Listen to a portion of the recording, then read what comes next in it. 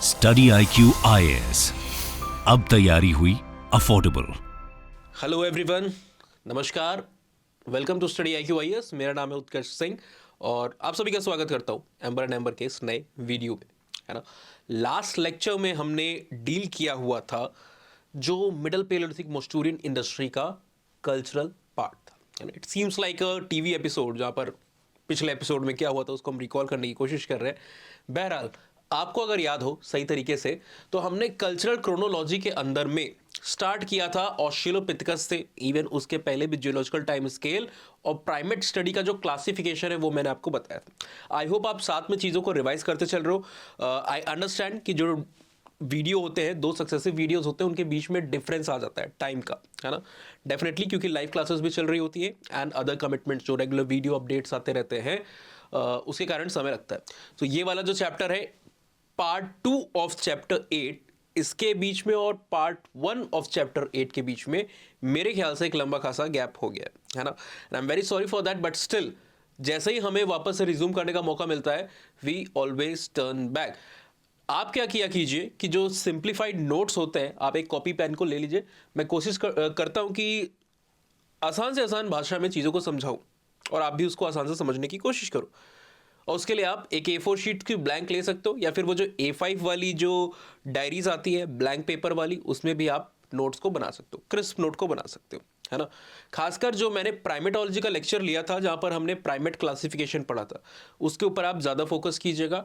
अगर आप UGC NET JRF वगैरह के एग्जामिनेशन दे रहे हो या फिर किसी ऐसे स्टेट PCS का एग्जामिनेशन दे रहे हो जहां पर ऑप्शनल, ऑब्जेक्टिव या क्वालिफाइंग हो चुके, ऑलराइट, इस तो उस हालत में आपको ऐसे जो फैक्चुअल डाटा है उसके ऊपर ज़्यादा फोकस करने की ज़रूरत है। 3 कंडीशन क्या बताई मैंने कि आप UGC नेट JRF का एग्जामिनेशन दे रहे हो या फिर कोई ऐसे स्टेट PCS का एग्जामिनेशन दे रहे हो जहां पर ईदर इट इज ऑब्जेक्टिव और either it has changed into qualifying paper, alright. So जब हमने ऑस्ट्रेलोपिथेकस को पढ़ा, इरेक्टस को पढ़ा, उसके बाद फर्दर स्टेजेस को पढ़ा, निएंडरथल्स को भी हमने 8 फर्स्ट में कवर किया and heidelbergensis for that matter also, alright. अब हाइडेलबर्गेंसिस से लेकर के जो मॉडर्न होमोसेपियंस है, इनके बीच में भी कई सारे और मेंबर्स आते हैं, कई सारे और फॉसिल रिकॉर्ड्स हमें मिलते हैं। इनकी आइडेंटिटी को असर्टेन करना थोड़ा सा मुश्किल हो जाता है। इसीलिए क्या कोशिश की गई है कि लोअर पेलियोलिथिक का जो होमो इरेक्टस था, याद दिलाता हूं आपको एक बार, लोअर पेलियोलिथिक टाइम पीरियड अगर आपको याद है तो कमेंट सेक्शन में बताते रहा कीजिए मुझे, लोअर पेलियोलिथिक का टाइम फ्रेम क्या था, है ना। मैं आपको इंडिया का बताता हूं पर ग्लोबल टर्म्स में आप मुझे बताइए कमेंट सेक्शन में, if you are following the series rigorously. 1.5 million year ago का टाइम पीरियड है। अतिरम पक्कम की जो साइट है 1963 में सितंबर के मंथ में रॉबर्ट ब्रूस फुट ने along with William king excavate की थी, वो हमें ये अर्लीस्ट डेट देती है, 15 लाख साल पुरानी डेट, ठीक है। दूसरी जो डेट ग्लोबल पैराडाइम में है वो इससे काफ़ी ज़्यादा है। वो कितनी है अगर याद हो तो आप बताइएगा। लोअर पेलियोलिथिक में कई सारे कल्चरल डेवलपमेंट हुए और आपको होमो हैबिलिस के और उसके साथ साथ जो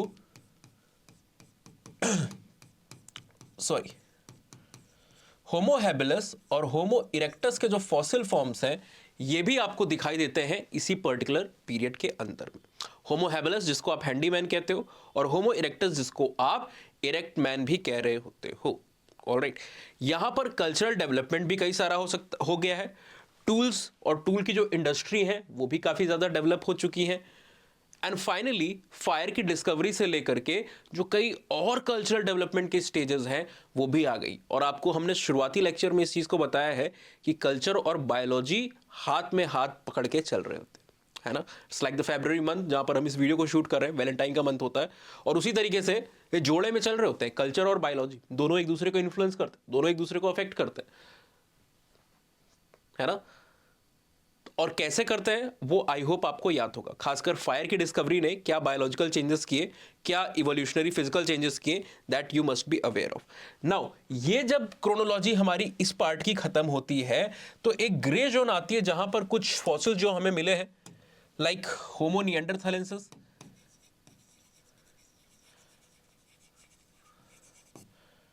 है ना। और इसके भी ऊपर इस पर्टिकुलर एरिया में अलग से दिखा देता हूं होमो हाइडेलबर्ग या हाइडेलबर्गेंसिस जिसको कहते हो,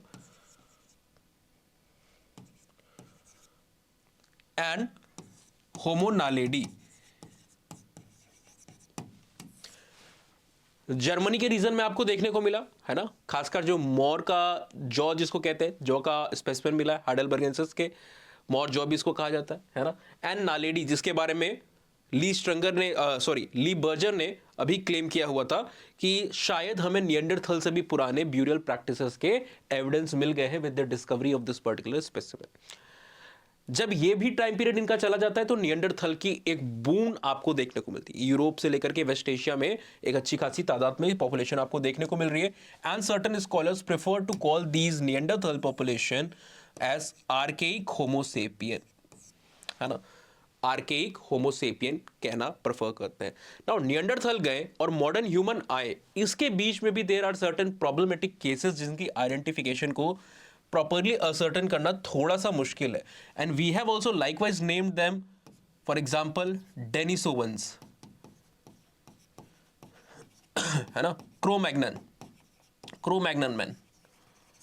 और इसको अगर आप देखो, इन दोनों को अगर आप देखो तो अब हम कैसे आर्केइक होमोसेपियन भी हमने रख दिया। आर्केइक होमोसेपियन क्यों कह रहे हैं, आर्केइक पुराना और होमोसेपियन आपको पता है हमारा जीनस, हमारा स्पीशीज। सो एक प्रिमिटिव तरीके के होमोसेपियन के साथ आप डेजिग्नेट कर रहे हो निएंडरथालेंसिस को, तो अब आप इनको कैसे करोगे, ये तो थोड़े और डिस्टिंक्ट आपको देखने को मिले, थोड़े और प्रोग्रेसिव ट्रेड्स के साथ, खासकर क्रेनियल कैपेसिटी है क्रोमैग्नन की वो और भी ज्यादा हाइटेंड हो गई थी, इंक्रीज हुई थी, है। और उसके बाद जब आप मॉडर्न ह्यूमन में आते हो तो वो एक डाउनग्रेड लीव लेती है, थोड़ी कम होती थी, जो एवरेज क्रेनियल कैपेसिटी है from Cro Magnon to modern human वो थोड़ी सी कम होते हुए आपको देखने को मिली है। सो इनके लिए हमने एक और टर्म को यहां पर कॉइन किया, और वो टर्म क्या था, एनाटॉमिकली मॉडर्न होमोसेपियंस, या फिर AMHS भी यहां पर शब्द को यूज किया जाता है। And just after that we arrive, we say क्या मतलब है, हमारा जो मॉडर्न ह्यूमंस हैं, ये मैं सिर्फ इन दोनों की बातें नहीं कर रहा हूं, और या फिर जब हम निएंडरथल्स की भी बात कर रहे हैं तो सिर्फ इसकी अकेले वो आर्केइक होमोसेपियन नहीं है, there are different members in this group. Archaic Homo sapiens और भी हैं, एनाटॉमिकली मॉडर्न होमोसेपियंस और भी हैं। इनके बाद जब ये सारे के सारे AMHS भी चले आते हैं तो आपका मॉडर्न ह्यूमन अराइव करता है। ऑलराइट, ये मॉडर्न ह्यूमन जो है ये पूरी तरीके से कैरेक्टरिस्टिकली प्रेजेंट डे ह्यूमंस के साथ रिजेंबल करता है in most of the trade. जो डिफरेंसेस यहां पर एग्जिस्ट भी करते हैं उसको आप रेशियल डिफरेंसेस के तौर पे या एथनिक डिफरेंसेस के तौर पे कंसीडर करते हो। फॉसिल रिमेन्स में whatever differences we are finding they are seen as the differences arising due to ethnic variation which has sorry a little cough and cold is there, है ना। सो बीच बीच में थोड़ी थोड़ी आपको दिक्कतें आएंगी, पर bear with me, आगे हम बढ़ते हैं। सो ये जो ट्रेड्स हैं इनकी वजह से आपको क्या देखने को मिल रहा है कि जो एथनिक वेराइटीज है वो अराइज हो रही, और वो एथनिक वेराइटीज को most of the scholars have categorised कि आप अलग अलग जगहों पे हो, अलग अलग टेरिटरीज, अलग अलग जियोग्राफिकल नीशेस को ऑक्यूपाई कर रहे हो, वहां की जो विशेष हालात है ना, वहां की जो परिस्थितियां हैं, जो क्लाइमेटिक कंडीशन है, उसका असर पड़ रहा है आपके फिजिक के ऊपर, वो रेशियल या एथनिक डिफरेंसेस को ले आ रहा है। बट अदरवाइज ये मॉडर्न होमोसेपियंस के तौर पे ही देखे जाएंगे। लास्ट में जब हमने कवर किया था, जब हम निएंडरथल्स की बात कर रहे थे, तो निएंडरथल्स को आपने किसके साथ एसोसिएट करके देखा था, टाइम पीरियड आप याद करने की कोशिश कीजिए। The time period was that of the middle Palaeolithic, middle Palaeolithic का टाइम पीरियड था। लोअर पेलियोलिथिक एग्जैक्ट टाइम अब नहीं बताऊंगा क्योंकि आपसे क्वेश्चन पूछा हुआ है, पर फिर भी 30 लाख से 3 लाख साल तक का जो टाइम पीरियड है ये आपका लोअर पेलियोलिथिक के रेल्म में आता है। आफ्टर दिस आपका मिडल पेलियोलिथिक स्टार्ट हुआ 3 लाख के आसपास, और वहीं आपको निएंडरथल के न्यूमरस फॉसिल्स मिलने शुरू हो जाते हैं। इस पर्टिकुलर पीरियड में एक टूल इंडस्ट्री भी काफ़ी डेवलप्ड हुई जिसका निएंडरथल अच्छे से इस्तेमाल कर रहे थे, और वो कौन सी थी, मॉस्चूरियन टेक्नोलॉजी, है ना, जिसको आप डिस्क्वायर्ड कोर टूल टेक्निक भी कहते हो। But after this the anatomically modern Homo sapiens arrived and they were further a stage or further they were a point where modern homo sapiens were yet to arrive. Modern homo sapiens के आने से just पहले ये हमें देखने को मिले। आगे बढ़े इससे पहले आपको बता देता हूं कि आज अभी आप जब इस वीडियो को देख रहे हो, चैप्टर 8 पार्ट 2 को देख रहे हो एम्बर नंबर को, आज ही हमारी जो सेल है, लीप ईयर सेल, ऑलराइट। हमारे वीडियोस आने में थोड़ी बहुत दिक्कतें आती है, पर उससे भी ज्यादा डीले से जो चीज आती है वो है लीप ईयर। हर 4 साल में मौका एक बार आता है और ये लीप ईयर सेल भी एक बार आती है। काफ़ी सही समय पे प्लेस्ड है, बिकॉज हमारे जो बैचेस हैं ऑप्शनल के, एंथ्रोपोलॉजी के एंड अदरवाइज जो आपके P2I के बैचेस हैं, SIP के बैचेस हैं, वो भी इसके आसपास ही शुरू हो रहे हैं। ऑलराइट, 29 यानी आज के दिन, अगर टाइमली ये वीडियो अपलोड हो जाता है तो आज के दिन ये पर्टिकुलर सेल खत्म हो रही है। This is the last day of the sale. Discount offer सबके सब अभी थोड़ी देर में एक्सपायर हो जाएगी। सो हर एक कोर्स स्टडी IQ का एक प्रीमियम डिस्काउंट के साथ यहां पर अवेलेबल है। क्वालिटी सेम रहेगी, फीचर सेम रहेंगे, कुछ भी नहीं बदलेगा। बदला है तो सिर्फ और सिर्फ price. Alright, so during the sale if you want to enrol, इस कोड को जरूर से याद से क्या कर लीजिएगा, अप्लाई कर लीजिएगा, और उससे क्या होगा, आपको डिस्काउंट मिल जाएगा। 22,499 में आपको अवेल हो जाएगा जो P2I का हमारा कोर्स है। P2I के सिवा अगर आप ऑप्शनल में आना चाहते हो, मेरे से खुद आप पूरे के पूरे ऑप्शन को 6 महीने के अंदर में या उससे भी कम समय में ख़त्म कर सकते हो साथ में। और जो मार्च के बैचेस हैं वो भी स्टार्ट होने वाले, यानी कि सेल खत्म उसके 5 दिन के अंदर ये हमारा बैच भी यहाँ पर स्टार्ट हो जाएगा। ऑलराइट, 6 फेब से महाशिवरात्रि के पहले इस बैच को हमने रखा हुआ है। टेस्ट सीरीज भी है, मॉडल आंसर्स भी है, कंप्लीट मटेरियल भी है, वैल्यू एडिशन मटेरियल भी है, क्लास नोट भी है, हैंड रिटन नोट्स भी है। Everything is provided with recorded lecture. Recorded भी आपको मिलेगा, ऐसा नहीं कि सिर्फ लाइव। कई लोग को बाद में भी प्रिपरेशन करना होता है, अगर एग्जाम क्लियर नहीं हुआ तो बाद में क्या, ठीक है। तो ये चीज भी है। और प्रेजेंटली अगर आप इस समय फरवरी मार्च के मंथ में देख रहे हो, लास्ट बैचेस हमारे SIP के सक्सेस इन प्रीलिम्स के स्टार्ट होने जा रहे हैं। इसमें 3,999 में आप अवेल कर सकते हो। कोड एक ही याद रखिएगा, US लाइव का, क्योंकि US लाइव आप नहीं अप्लाई करते हो तो पर्सनलाइज एंथ्रोपोलॉजी ऑप्शनल की guidance through separate social media groups वो आपको वहां पर नहीं मिल पाती है, नहीं अवेल हो पाती है। ऑलराइट, जहां पर आप किसी भी समय डायरेक्टली क्वेश्चन पूछ सकते हो and we can definitely connect over a call for those doubts and special जो हमारे प्रिपरेशन की स्ट्रेटजी रहती है। Anthropology decoded by Utkarsh Singh पे आपको सारा मटेरियल मिल जाएगा फ्री ऑफ कॉस्ट, कोई भी वहां पर इशू नहीं है। इवन एम्बर नंबर की PPTs भी वहीं आपको मिलती है। उत्कर्ष सिंह _हेयर पे आप जब भी US लाइव इस्तेमाल करके एनरोल करो तो आप मुझे यहाँ पर कम्युनिकेट कर सकते हो for availing that personal mentorship. और दूसरा क्या कि अगर आपको कोई और भी क्वेश्चन है, डाउट है, उसको भी आप इसी प्लेटफॉर्म पे क्लियर करवा सकते हो। Coming back to the main topic amber number के, जब हमने बात की एनाटॉमिकली मॉडर्न होमो सेपियन की, तो सबसे पहला मेंबर हमें कौन दिखाई देता है वहां पर, डेनिस ओवन्स, सबसे इंपॉर्टेंट मेंबर। ऑलराइट, सो डेनिस ओवन्स का जो फॉसिल रिमेन्स है, पहले आप वो जान लीजिए आपको कहां से मिला। डेनिस ओवा के नाम की ही केव है जो कि आपको लोकेटेड देखने को मिलेगी अटाई माउंटेन की जो रीजन है। एंड देयर ऑल्सो, ये जो साइबेरिया के रीजन है, इसके अंदर में there are certain limited, colour change कर लेते हैं, there are certain very limited fossil remains that are being discovered, very limited. Just give me a second. So ये चीज हमें क्या बताती है? What does it tell us? What does it tell us? ये हमें बताती है कि किस तरीके से evolutionary changes incorporate हुए और मॉडर्न ह्यूमंस तक हम पहुंचे। अब ये सब हम कैसे जान पा रहे हैं? सिर्फ कुछ फॉसिल फ्रेगमेंट के बेस पे। जब हम कुछ कह रहे हैं, फॉर एग्जांपल जब आप डेनिसोवन का फॉसिल देख रहे हो या फिर निएंडरथालेंसिस का फॉसिल देख रहे हो, तो आपको ऐसा नहीं है कि पूरी की पूरी बॉडी मिल जा रही है। You are just getting certain fragment. For example here आपको कुछ मोलर टूथ के फ्रेगमेंट मिला है, एक सिंगल मोलर मिला है, एक दांत मिला है, और दूसरे फ्रेगमेंट भी बहुत ही स्कैटर्ड और लेसर क्वांटिटी में मौजूद है। इसके बेसिस पे आप एनालिसिस करो, ये इतना आसान नहीं होता है। So additionally there was use of DNA analysis. आपने मॉडर्न टाइम से बहुत बार सुना होगा राखी गढ़ी के एक्सकवेशन के बारे में, सिनौली के एक्सकवेशन के बारे में, खासकर राखी गढ़ी का एक्सकवेशन काफी इंपॉर्टेंट था। उसके बेस पे जब हमने माइटोकॉन्ड्रियल DNA एनालिसिस किया, फॉसिल रिमेन जो वहां से मिले हैं, then we were able to know a lot about ancient genome. उसके बारे में हमें पता होता है, इवोल्यूशनरी पाथवे के बारे में भी हमें पता चलता है। So all this thing is basically enabling us to have better insight. So ancient DNA analysis करने की वजह से एक जो ब्रॉडर पिक्चर है, जो क्रोनोलॉजी है मूवमेंट एंड माइग्रेशन है ये आपको पता चल जाते हैं, है ना, इसका आपको वहां पर पता चलता है। तो सिर्फ टूथ से हमें ज्यादा नहीं पता चलेगा। ऑलराइट, इनफैक्ट अगर आपको एक फॉसिल के थ्रू बहुत सारी इंफॉर्मेशन को पता लगाना है तो at least you will need cranial remains plus pelvic remains. Long bones में मिल जाए तो आप 90% से ज्यादा एक्यूरेसी के साथ इंटरप्रेट कर सकते हो कि एज क्या थी, जेंडर क्या था, इन सारी चीजों को। फॉरेंसिक के ऊपर हमने एक बड़ा सा वीडियो बनाया है, 1 घंटे का वीडियो है, सारे बेसिक्स आपके क्लियर हो जाएंगे। यूट्यूब पे आप उसको सर्च कर सकते हो, forensic anthropology bye Utkarsh Singh आप डालिएगा, वो वीडियो आपको आसानी से मिल जाएगा।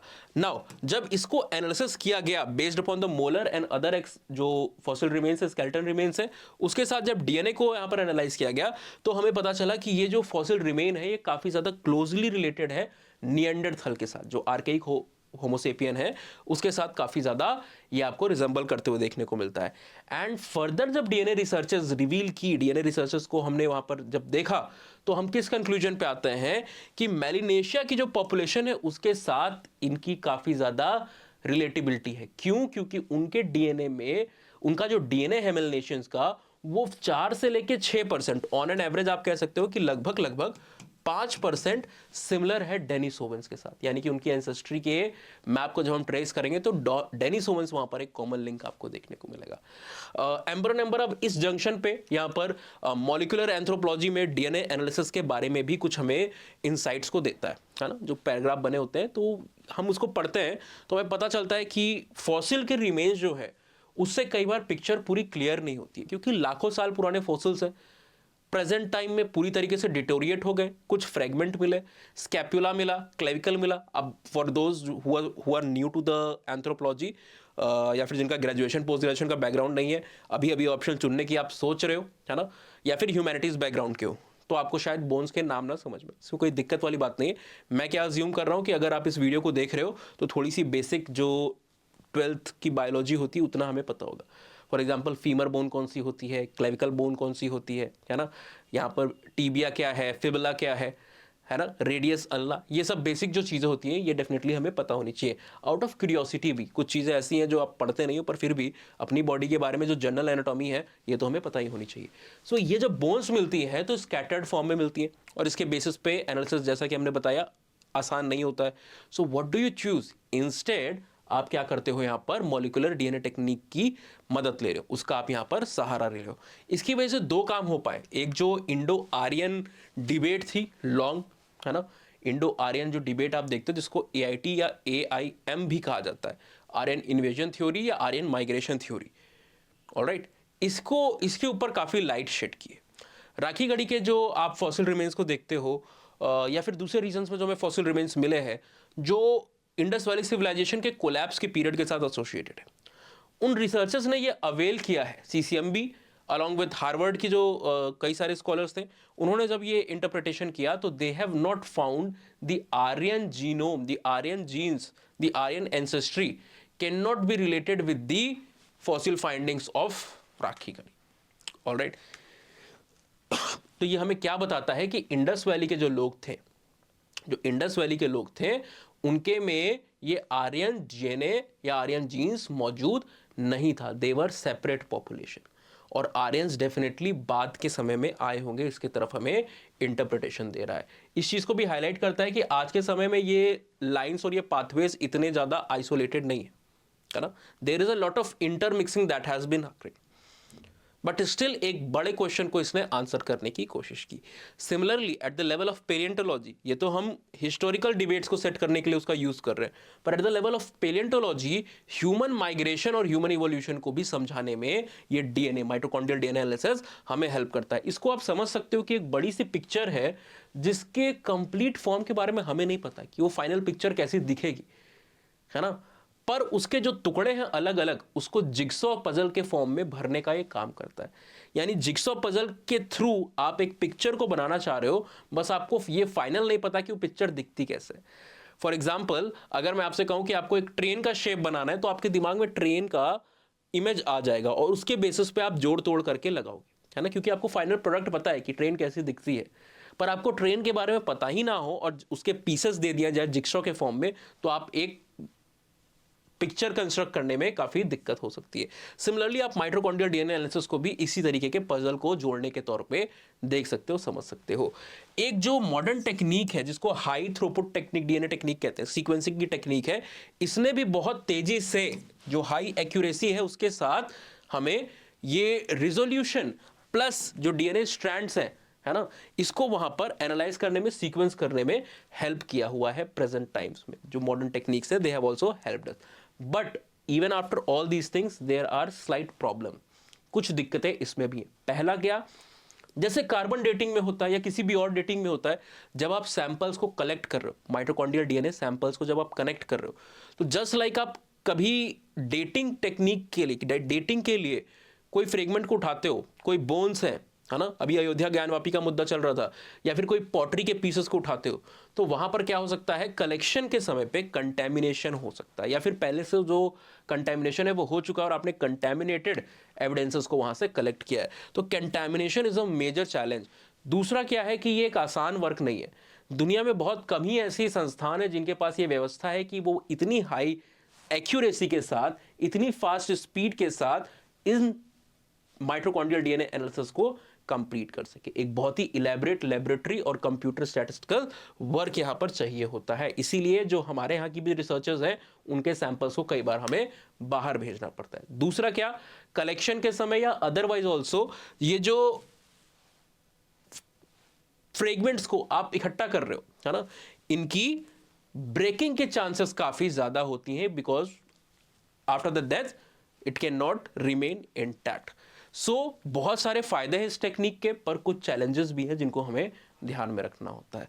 अब इसके बाद एम्बर एंड एम्बर में जो अगला पेज है वो बात करता है अर्लीस्ट मॉडर्न ह्यूमन के बारे में, कि हम कब उसको डेट कर सकते हैं, क्या हमारे पास अर्लीस्ट एविडेंस यहां पर देखने को मिल रहा है। सो जो ओल्डेस्ट फॉसिल है वो हमारे पास इथोपिया के रीजन से है, लगभग आप आसानी से याद करने के लिए 2 लाख ईयर, वैसे तो 1,95,000 यहां पर है एम्बर एंड एम्बर के हिसाब से।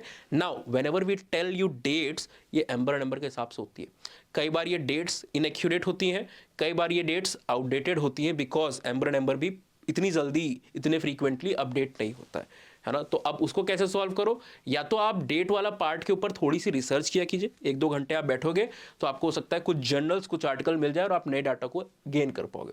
वो चीज़ नहीं चाहिए तो दूसरा मेथड आपको मैंने बताया है कि आप बैचेस में एनरोल कर सकते हो, हर चीज़ आपको बिना किसी मेहनत के बैठे बैठाए वहाँ पर मिल जाती है। तो अगर आप सीरियसली प्रिपेयर कर रहे हो, अगर आपकी जिज्ञासा है, तब तो आप वो मेहनत कर सकते हो। If you are only learning this out of curiosity और as a college student of anthropology तो कोई दिक्कत नहीं है। But if your purpose is UPSC examination, state PCS और UGC NET examination, definitely you must enrol in the batches, है ना। और यूजीसी नेट वाले भी कुछ बच्चे हमारे बैचेस में एनरोल्ड हैं। पहले तो उन्होंने सोचा कि सर यूपीएससी में हमारा क्या काम है, पर यूपीएससी और यूजीसी नेट जेआरएफ का जो सिलेबस है दैट इज 85% प्लस वहाँ पर ओवरलैपिंग होती है। And since I have qualified UGC net JRF examination twice, तो मुझे पता रहता है कि किस तरीके के क्वेश्चन वहाँ पर पूछने के चांसेस ज़्यादा हैं। इसीलिए मैं कई बच्चों को बोलता भी रहता हूँ क्लास में कि देखिए, जहाँ पर पीसीएस एग्जामिनेशन में मल्टीपल चॉइस आने वाले हैं या फिर जो यूजीसी नेट वाले बच्चे हैं वो इस चीज़ के ऊपर थोड़ा फोकस कीजिएगा, है ना, क्योंकि नेचर अलग है दोनों एग्जामिनेशन का, सिलेबस मोर और लेस सेम है। जो फेमिनिस्ट एंथ्रोपोलॉजी वाला थोड़ा सा पार्ट है एंड सर्टेन ग्लोबलाइजेशन के जो ट्रेंड्स हैं, अर्जुन अप्पा दुरई से लेकर के बाकी लोगों के काम, वो वहाँ पे एक्स्ट्रा फीचर के तौर पे एडेड है जो यूपीएससी के सिलेबस में नहीं मौजूद है। पर हम यूपीएससी में भी आजकल उनके ऊपर बातें करते हैं। क्यों? क्योंकि यूपीएससी कहाँ से सवाल दे दे, we are never sure about that. दूसरा, अगर आप यहाँ बात करते हो, साउथ अफ्रीका से भी आपको लगभग 1 लाख साल के आसपास के एविडेंस मिल रहे हैं। So between 2 lakh to 1 lakh we are having multiple dates from the African continent. Israel की आप बात करोगे तो इजराइल के रीजन में भी मल्टीपल रीजन से इजराइल में हमारे पास एविडेंस यहाँ पर मिल रहे हैं। क्रो-मैग्नन जिसकी हमने बात अभी की थी, एनाटॉमिकली मॉडर्न होमो सेपियंस, इनके एविडेंस को अगर आप देखोगे तो ये भी आपको फ्रांस से मिले हैं। 35,000 साल के आसपास के भी एविडेंस यहाँ पर हमें इनके मिले हुए।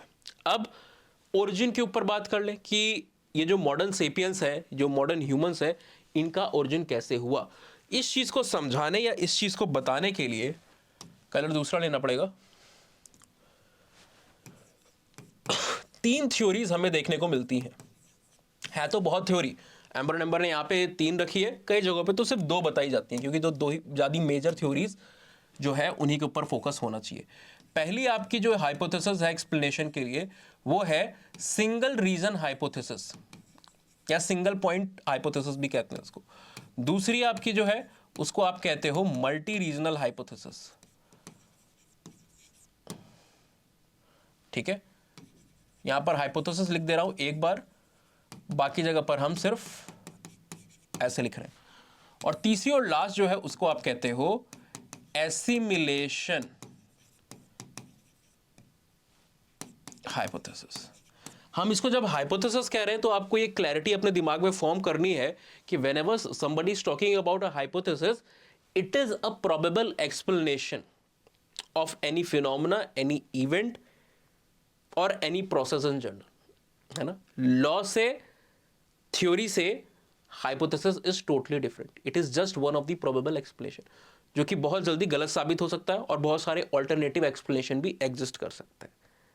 ठीक है, so this distinction you have to keep in your mind when you are learning.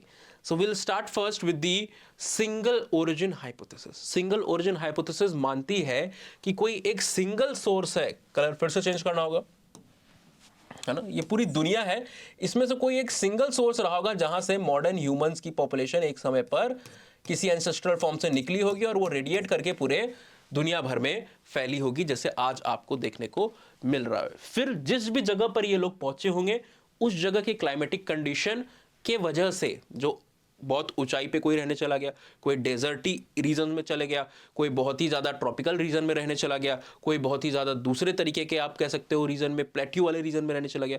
So these climatic condition, environmental condition have also were having the major role in deciding the fate of various ethnic differences that the people have in today's global population। पर उसका source कोई एक ही होगा।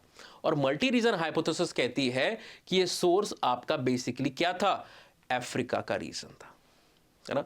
Africa के reason को ये वो source मानती है। इसका ये मानना है कि बेसिकली जो स्मॉल पॉपुलेशन थी होमो सेपियंस की, है ना, जिनका बायोलॉजिकल और कल्चरल एडवांटेज आपको देखने को मिलता है किसके ऊपर, निएंडरथल्स के ऊपर। उन्होंने निएंडरथल्स को रिप्लेस किया और ग्रेजुअली, निएंडरथल्स को अकेले नहीं, डेनिसोवंस को भी और बाकी जो भी वहां पर उस समय में पीरियड में होमलैंड्स थे उन सबको रिप्लेस किया और चारों तरफ उनका एक डोमिनेंस आपको बाद में देखने को मिला। अब कोई भी किसी तरीके के आर्गुमेंट्स को बेस कर रहा होता है तो उसके पीछे उसको कुछ लॉजिक को भी देना पड़ता है, हवा में बातें नहीं हो सकती हैं। तो लॉजिक यहां पर क्या दिया गया है, सबसे पहला तो जो हाइपोथेसिस है जिसको हम ईव हाइपोथेसिस कहते हैं, वो इसका एक मेजर पॉइंट यहां पर है, the Eve hypothesis. Eve hypothesis, आपने एडम और ईव की कहानी सुनी होगी, है ना। जो फर्स्ट ह्यूमंस के तौर पे आप देखते हो, आदम और हवा, शायद उसको हम इस्लामिक ट्रेडिशन के अंदर में बोलते हैं। ऑलराइट, सो ये मदर डीएनए को आप यहां पर देख रहे हो, माइटोकॉन्ड्रियल डीएनए एनालिसिस हमें बताता है ईव क्यों रखा गया, because this is mitochondrial DNA, है ना, जो कि मदर से सीधे मदर की लाइन में पास कर रहा है, यानी डॉटर्स की लाइन में पास कर रहा है ना। सन कैन नॉट हैव दिस। सो ये जो माइटोकॉन्ड्रियल डीएनए है, नहीं सॉरी, माइटोकॉन्ड्रियल डीएनए का मतलब क्या है कि जो भी आप कॉपी को गेन कर रहे हो that you are gaining from your mother. Alright, so mitochondrial DNA के जो वेरिएशन है ये सबसे अधिक हाई किस जगह पर है, सबसे अधिक डेंसिटीज की कहां पर हमें देखने को मिलती है, अफ्रीकन पॉपुलेशन के बीच में। एशियन और बाकी जगहों से आप कंपेयर करोगे तो डेंसिटी फ्रीक्वेंसी काफी ज्यादा हाई है। और डेंसिटी फ्रीक्वेंसी हाई कहां पर होगी, जो सोर्स ऑफ ओरिजिन होगा। फॉर एग्जाम्पल, आप कोई एक लाइट का सोर्स जलाते हो, है ना, तो सबसे अधिक उजाला कहाँ होगा, उस लाइट के आप विसिनिटी में। जैसे जैसे आप उस सोर्स से दूर जाओगे वहां पर इंटेंसिटी कम होती जाएगी। तो सेम चीज के थ्रू आप यहां पर रिलेशन कर सकते हो।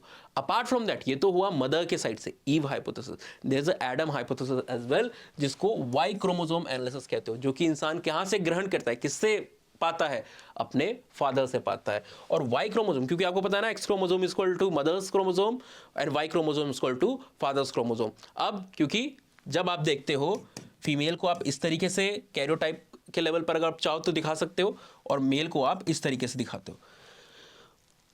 तो मेल में भी एक्स है, पर ये एक्स कहां से आया, डेफिनेटली मदर के साइड से आया।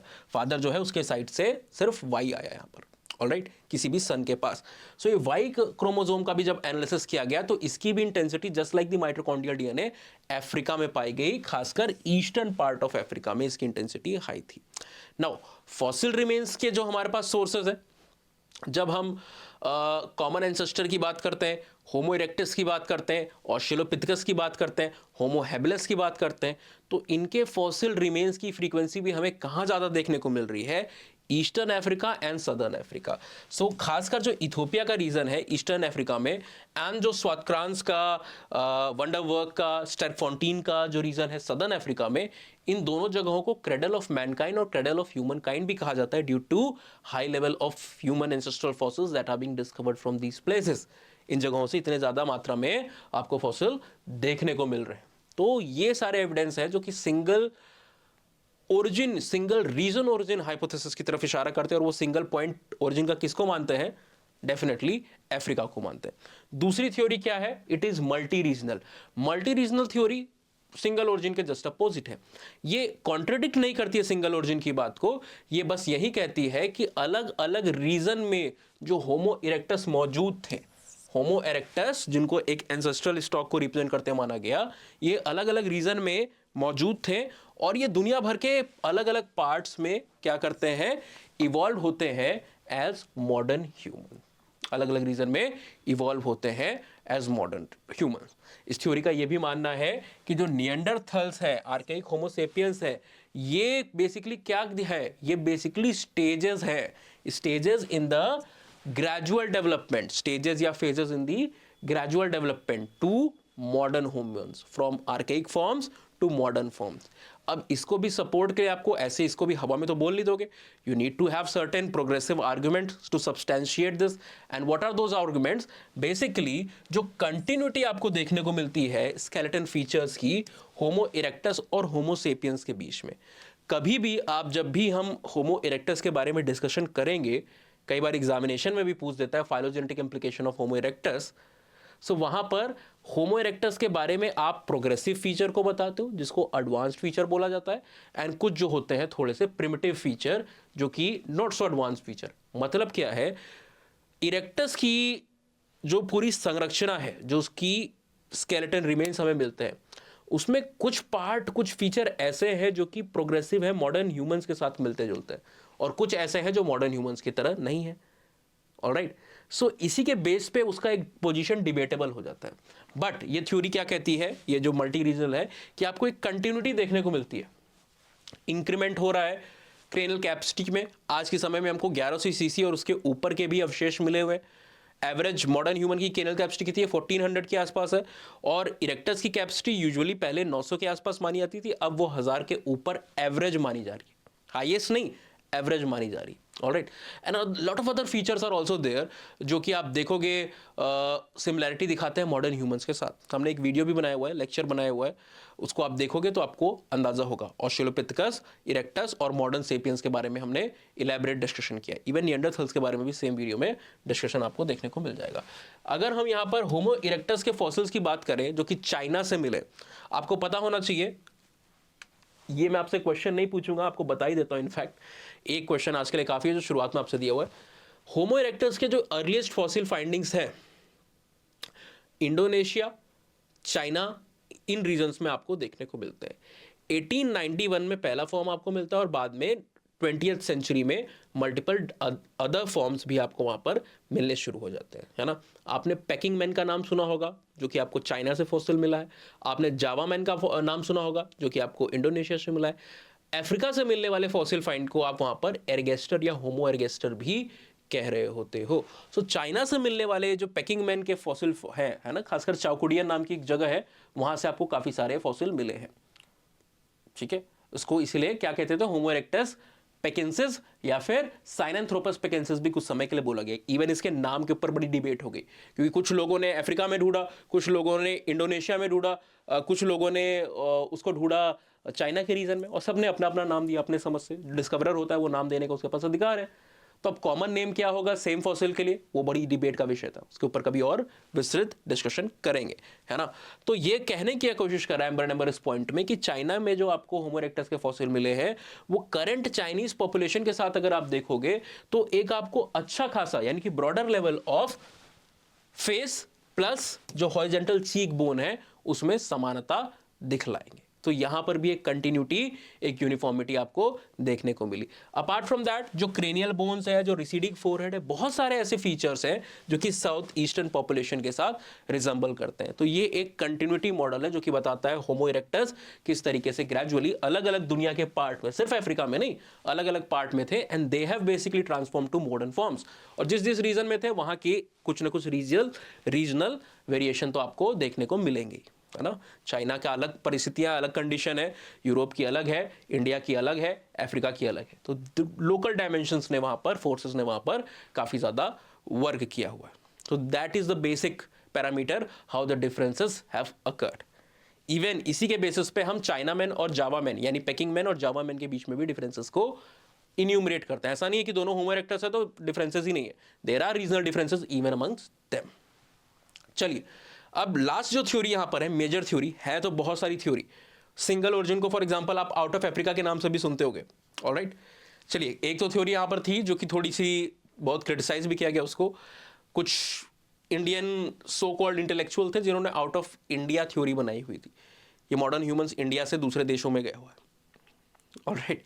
So coming back, assimilation theory, इसकी अगर आप बात करते हो तो कुछ लोग कहते हैं एम्बर एंड एम्बर के टेक्स्ट के हिसाब से बहुत एक्सेप्टेड थ्योरी है, बट ऐसा नहीं है। क्रिस स्ट्रिंगर के हिसाब से आप देखते हो तो multi regional hypothesis is one of the most accepted hypothesis these days. Chris Stringer एक बहुत ही काफी इंपॉर्टेंट पेलेंटोलॉजिस्ट हैं इस तरह की स्टडीज में। Most of the theories that we are reading उसमें देन है, उसमें रोल है क्रिस स्ट्रिंगर साहब का। उनकी किताबें भी कई सारी इंपॉर्टेंट है, आप चाहो तो कभी अमेजोन से या दूसरी साइट से टाइम पास के लिए अगर आपको पढ़ना हो तो जरूर पढ़िएगा, है ना, प्रिपरेशन के लिए नहीं। जो कॉलेज वाले बच्चे हैं या फिर अदरवाइज जो अपने इंटरेस्ट की वजह से पढ़ते हैं उनके लिए सिर्फ कह रहा हूँ, बाकी जो प्रिपरेशन वाले हैं वो अपना टाइम वेस्ट मत कीजिएगा। Stick to the concept, stick to the necessities of the examination. Now ये थ्योरी बेसिकली इंटरब्रीडिंग की तरफ इशारा करती है कि जो मॉडर्न ह्यूमन की पॉपुलेशन अलग अलग रीजन में थी, आप निएंडरथल्स की बात करो, डेनिसोवंस की बात करो, इनके बीच में एक इंटरब्रीडिंग हुई, इनके बीच में एक मेटिंग हुई gradually, which has resulted into the origin of modern humans या फिर मॉडर्न सेपियंस। तो जो आप देख रहे हो कि ये थ्योरी है, ये कहती है जो अफ्रीकन पॉपुलेशन थी उनके बीच में माइग्रेशन देखने को आपको मिला, नॉर्थ अमेरिकन के साथ वो आते हैं, मिलते हैं, यूरोप, एशिया, अलग अलग रीजन से, एंड इनके बीच में जब ये इंटरब्रीडिंग हुई, जब मीटिंग हुई, उससे there was emergence of modern humans. अब इसको कहने का भी कोई आधार होना चाहिए, हवा में आप कहोगे तो आपकी बात को क्रिटिसाइज किया जाएगा। So the reason, the backing towards this was basically the genetic data that was provided. क्योंकि जो मॉडर्न ह्यूमंस का डीएनए एनालिसिस आप करोगे तो लगभग यहां पर आपको 5% के आसपास, वैसे तो लोअर लिमिट 1% है, अपर लिमिट 6% है, पर बहुत सारे टेक्स्ट में 5% एग्जैक्टली नंबर दिया होता है। 5% के आसपास आपको सिमिलैरिटी देखने को मिल जाएगी निएंडरथल और डेनिसोवंस के न्यूक्लियर डीएनए के साथ। सो ये सिमिलैरिटी इसकी तरफ इशारा करती है कि जाहिर सी बात है हमारे प्रेजेंट जीनोम में कंट्रीब्यूटर ये दोनों रहे। और ऐसा तभी पॉसिबल है जब there was a supposed interbreeding between the two. Last यहां पर जब हम बात करते हैं तो जो HLA टाइप है यानी ह्यूमन ल्यूकोसाइट एंटीजन, आपने ग्राफ्ट रिजेक्शन का फिनोमेना जरूर पढ़ा होगा। कई बार जब ट्रांसप्लांट होते हैं ग्राफ्ट रिजेक्शन होगा तो वहां पर आपने HLA के बारे में भी ब्रीफली पढ़ा होगा। खासकर अगर आप यूपीएससी की तैयारी कर रहे हो, SNT वाला पोर्शन आपका कंप्लीट हो चुका है, साइंस एंड टेक्नोलॉजी वाला, तो भी आपको इस चीज के बारे में पता होगा। So the presence of this HLA that is human leukocyte antigen, it is also indication, ये भी इशारा करता है कि इनहेरिट किया हमने इस HLA को कहां से, निएंडरथल और डेनिसोवन से। So these are certain progressive evidences जो कि इशारा कर रहे हैं एक इंटरब्रीडिंग हाइपोथेसिस या एसिमिलेशन हाइपोथेसिस की तरफ, उसको सपोर्ट कर रहे हैं। नाउ ये निएंडरथल थे, इनका फाइनली हुआ क्या, इसके ऊपर बहुत सारे अजम्पशन है ना। पूरे का पूरा जो आप देख रहे हो 2 लाख 3 लाख से लेकर के 60,000 तक दुनिया के किसी किसी कोने में एविडेंसेस जो 20,000 साल तक के भी हैं वो भी आपको देखने को मिलता है, but gradually they were replaced by present modern human. तो कहाँ गए आखिर, विलुप्त कहाँ हो गए, गायब कहाँ हो गए, उसको समझाने के लिए एम्बर नंबर में यहाँ 2-3 पॉइंट को रखा गया है। There are multiple theories of extinction of Neanderthals, disease के तौर पे एपिडेमियोलॉजिकल है ना, बड़ी वॉरफेयर या फिर जेनोसाइड लाइक इवेंट की भी थ्योरीज है, कई सारी थ्योरीज है। एम्बर नंबर उनमें से 3 तरीके की थ्योरी को यहाँ पर दर्शाता है। पहला है जिसको आप कहते हो इनब्रीडिंग। अक्सर हम देखते हैं कि हिंदू शास्त्रों में एंड अदरवाइज ऑल्सो इनब्रीडिंग के ऊपर एक मनाही होती, यानी कि कंसेंगुइनियल मैरिजेस नहीं होती है ना, जैसे ट्राइब्स के बीच में क्लैन एक्सोगेमी है ना। हमारे ट्रेडिशन में विलेज, गोत्र, प्रवर, सपिंड, एक्सोगेमी, इसके अंदर आप शादी नहीं कर सकते, इसके बाहर करो, क्योंकि मेंबर्स रिलेटेड माने जाते हैं। और रिलेटेड मेंबर्स के साथ आप जब इनब्रीडिंग कर रहे हो, जब मेटिंग कर रहे हो, तो वो इनब्रीडिंग में या इनब्रीडिंग डिप्रेशन में रिजल्ट करता है। ऑल्दो ये एक यूजुअल फैक्टर नहीं है, क्योंकि साउथ इंडियंस के बीच में आप देखोगे या फिर कई सारे जो मुस्लिम कम्युनिटीज़ है ना, उनके बीच में कजन मैरिजेस होती आ रही हैं। दोनों तरह की मैरिजेस को देखा गया है। इवन आप महाभारत को, हरिवंश को देखोगे तो हरिवंश में के अंदर में भगवान कृष्ण, अर्जुन, इन सब ने वहाँ पर क्या है, कंसंग्विनियल यानी कि आप कह सकते हो कजन मैरिजेस की हुई है। तो कोई ऐसा जो स्कॉलरली वर्ल्ड, एकेडमिक वर्ल्ड है कि अफेक्ट क्या होता है मेटिंग का, इन ब्रीडिंग का, उस पर बटा हुआ है। पॉजिटिव नेगेटिव दोनों तरह की रिसर्चेस हमारे पास हैं। Will someday make a video if you are interested in knowing the genetic basis and cultural basis of this. Comment section में बता दीजिएगा, मैं इसके ऊपर भी जल्दी एक वीडियो लेकर के आऊंगा, ठीक है। इन ब्रीडिंग की जब आप बात करते हो तो there are genetic evidences that are suggesting कि जो आप निएंडरथल थे उनके बीच में एक एब्जॉर्प्शन हुआ है ना, और ये इन ब्रीडिंग ने ग्रेजुअली इनके नंबर को कम किया। नाउ अपार्ट फ्रॉम दिस, जो जेनोसाइड की एक थ्योरी है कि किसी प्रकार का लाइक मैसिव वॉरफेयर इवेंट हुआ होगा, लड़ाई, कॉन्फ्लिक्ट हुई होगी, और उसकी वजह से जो जिन दूसरे ग्रुप के साथ इन्होंने लड़ाई की होगी उसकी वजह से इनका एक्सटिंक्शन हुआ होगा। सिमिलरली ऐसी थ्योरी आर्यन इन्वेजन वाली भी है कि वो यहाँ के नेटिव से आकर के लड़े होंगे, पर उसको सपोर्ट करने के लिए there are not very much evidences. कुछ स्केलेटन रिमेन्स पाई गई हैं मोहनजोदारो पे, एक आध और साइट पे, पर वो इतने मैसिव नंबर में नहीं है जो किसी बड़े जेनोसाइड या वॉरफेयर की तरफ इंडिकेशन करते हो, और इसके बेसिस पे उसको दरकिनार किया जाता है। अगर ऐसा होता तो मल्टीपल साइट से मल्टीपल फॉसिल्स आपको मिलते हैं। सिमिलरली यहाँ पर भी जेनोसाइड की थ्योरी कुछ स्कॉलर्स देते हैं, पर बाकी उसको क्रिटिसाइज करते हैं कि भाई हमारे पास किसी भी तरीके का एविडेंस नहीं है कि लार्ज नंबर में कोई मसाकर किया गया हो, निएंडरथल्स को मर्डर किया गया हो, है ना। अगर ऐसा होता तो डेफिनेटली हमारे पास उसके एविडेंसेस देखने को मिल रहे होते, but still there is a theory, this theory is definitely. Last theory जो है वो एक्सटिंक्शन की तरफ बताती है कि क्यों एक्सटिंक्शन का क्या रीजन रहा होगा, वो होगी less efficiency as hunter gatherers. Modern human के कंपैरिजन में अगर आप देखते हो तो लगभग 25 से 30% कम एफिशिएंट हंटर एंड गैदरर थे। हंटर गैदरिंग का क्या इंपॉर्टेंस है, शुरुआत में आज की तरह कोई आईटी फर्म्स, इंडस्ट्रीज, ये सारी चीजें तो थी नहीं, है ना। लोग हंटिंग गैदरिंग कलेक्शन करके अपना पेट पाल लेते, तो उसमें आपको एफिशिएंसी चाहिए होती थी। एफिशिएंसी नहीं होगी तो सक्सेस नहीं मिलेगी, सक्सेस नहीं मिलेगी तो पॉपुलेशन वहां पे सर्वाइव नहीं करेगी, ग्रेजुअली वो डिप्लीट होगी।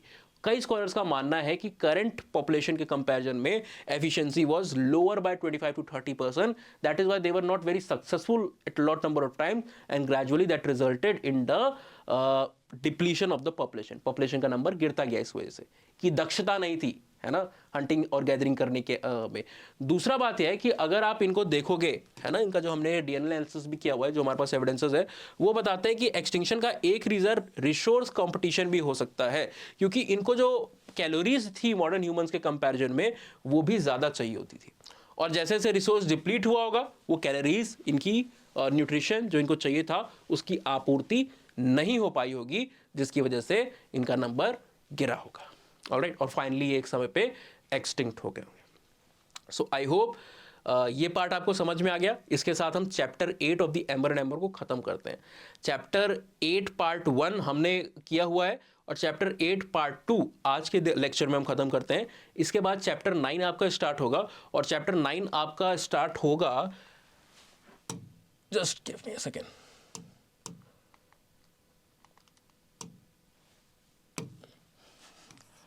अपर पेलियोलिथिक के टाइम पीरियड के साथ, ठीक है। अभी तक हम मोस्टली मिडिल पेलोलिथिक की बात करते हैं, 3 लाख से शुरू होता है और माना जाता है कि लगभग 40,000 से 60,000 साल तक चला। जो क्लासिकल डेट्स थी वो मानती थी कि 30 लाख से लेकर के 3 लाख तक आपका लोअर पेलोलिथिक चला, 3 लाख से लेकर के 30,000 तक आपका मिडिल पेलोलिथिक चला, 30,000 से लेकर के 15,000 तक आपका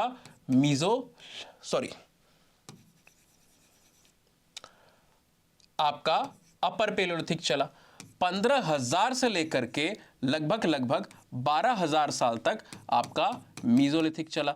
इसके बाद आपका after 11,000 year 12,000 years and afterward इस पीरियड के बाद आपका नियोलिथिक पीरियड आ चुका था। ठीक है, पर ये टाइमलाइन इतनी आसान नहीं होती है। इसमें जैसे जैसे रिसर्चेस होती जाती है, नए संशोधन होते हैं, तो हमें नई डेट्स पता चलती हैं। आज के समय में हमें पता है कि 30 लाख से साल से भी ज़्यादा डेट्स है लोअर पेलोलिथिक की। आज के समय में हमें पता है कि 3 लाख से काफ़ी ज़्यादा डेट है मिडिल पेलोलिथिक की। इवन इंडिया में जो एविडेंसेस हैं ज्वालापुरम अतिरमपक्कम की साइड से मिडिल पेलोलिथिक के, वो आज की डेट में क्लेम किए जाते हैं to be standing somewhere around 0.383, है ना, 3,83,000 साल, very close to 4 lakh years. So ये वाली चीज भी गलत है। अपर पेलोलिथिक के भी आज हमारे पास 60,000 ईयर्स के आसपास के एविडेंस मौजूद है, 60,000 साल के एविडेंस मौजूद है। मीजोलिथिक के भी हमारे पास 18,000 साल से पहले के एविडेंस बहुत आसानी से मल्टीपल रीजन्स में प्रेजेंट है। कहीं कहीं पे 20-22,000 साल के आसपास भी ट्रेसेस मिले हैं मीजोलिथिक के, बट ट्रू मीजोलिथिक के वाइडर आपको जो एविडेंसेस हैं वो 18,000 साल से पहले के देखने को मिल जाते हैं। नियोलिथिक की आप बात करो तो नियोलिथिक को बेसिकली कल्टीवेशन के साथ रिकॉग्नाइज किया जा सकता है। नाटूफियन कल्चर जो कि एक मिक्स दिखाता है मीजोलिथिक प्लस नियोलिथिक कल्चर का, उसकी डेट 15,000 साल से भी पहले की है। तो ये भी अब 11,000 साल तक सीमित नहीं रहा है। ठीक है, चलिए, so this was all about part 2 of chapter 8. In next lecture we'll begin with some other part. आपको वापस से एक बार वीडियो के अंत में याद दिला दूं कि सेल हमारी आज खत्म हो जाएगी और ये सारे प्राइजेस अवेलेबल है। मैं आपको एक बार एक सैंपल ही दिखा देता हूं ना कि किस तरीके से आपको बेसिकली एनरोल करना होता है। उसके लिए हमें इसको थोड़ी देर के लिए बंद करना होगा और गूगल को ओपन करना होगा। गूगल बाबा को ओपन किया, स्टडी IQ आप टाइप क्लियर सर्च कीजिएगा। सिंस मेरे में पहले से सेव है यहाँ पर बुकमार्क्ड है, तो मैं इसको यहाँ पर ऐसे ओपन करता हूँ।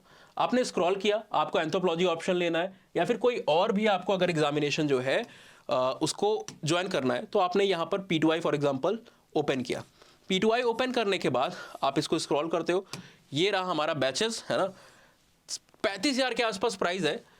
कोड यहाँ पर है, मौजूद है, आप कोई भी लगा करके देखिए, उतना डिस्काउंट आपको नहीं मिलेगा। जब आप US लाइफ का या फिर अस लाइफ का कोड यहाँ पर अप्लाई करते हो, टाइप सही किया ना मैंने, नहीं टाइप गलत किया है, ई यहाँ पर है, अप्लाई किया, 12,000 का डिस्काउंट मिला और 22,500 में कोर्स आपका अवेलेबल हो गया, है ना। साथ ही साथ आपको पर्सनलाइज गाइडेंस भी, एडमिशन आप P2I में ले रहे हो पर ऑप्शनल की आपको कॉम्प्लीमेंट्री गाइडेंस वहाँ पर मिल जाती है जब आप US लाइफ का कोड इस्तेमाल करते हो। उसके लिए आपको क्या करना होगा, आपको मुझे इन्फॉर्म करना होगा। मुझे ऐसे सपना तो आएगा नहीं, है ना, और हर समय मैं डाटा तो चेक कर नहीं रहा हूँ। सो आपको कैसे वो चीज़ मुझे तक पहुंचानी है, आप मुझे कम्युनिकेट कर सकते हो इंस्टाग्राम की इस आईडी पे। आप हो सकता है फरवरी में ना देख रहे हो, आप सेल के बाद में देख रहे हो इस वीडियो को, किसी जनरल टाइम में देख रहे हो, पर ये जो डिस्काउंट है US लाइव लगाने के बाद वो आपको साल के हर समय मिलेगा। और जो आपको मुझे कम्युनिकेट करना है मेंटोरशिप के लिए whenever you are using the code US live, वो भी आपको यहीं पे करना है, utkarshsingh_hair पे। फ्री मटेरियल PPTs आपको anthropology decoded by Utkarsh Singh पे मिल जाएगी। So this was all for today. In the next lecture will come back with chapter 9 part 1 of Ember and Ember. Till then, keep preparing. Wish you all the luck. Thank you. Signing off. Study IQ IAS. अब तैयारी हुई affordable.